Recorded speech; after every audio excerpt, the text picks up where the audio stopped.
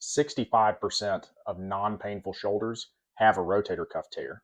So what can we do about it? So what we can gather from imaging studies is that just because you have a rotator cuff tear doesn't mean that's necessarily the reason for your pain. So what we have to do is look at why the pain started in the first place. I like to break down shoulder pathologies into 3 overall categories: the weak shoulder, the one that moves too much, and the one that doesn't move enough. So let's start with the one that's easiest and most common to fix, the weak shoulder.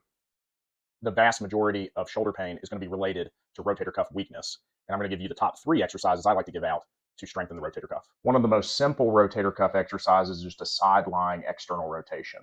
Lying on your side with a towel under the armpit, keep your elbow pinned to the side, and rotate with the elbow kept at 90 degrees at a slow tempo, 3 count up, 3 count down, with pause at the top, and knuckles going towards the ceiling.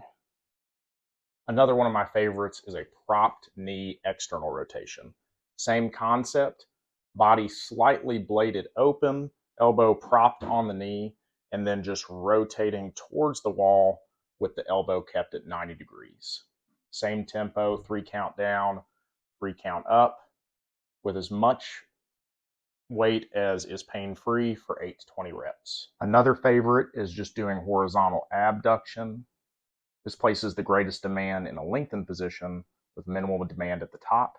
You can even throw this into a plank position for increased difficulty.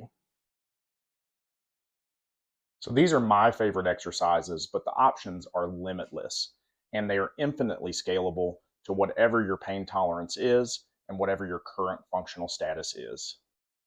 Ultimately, you need to be evaluated to determine whether or not exercises are safe for you to perform, but typically in the rehab course, there is some aspect of pushing into a little bit of pain because we are training some irritable tissue with the end result of that tissue being stronger.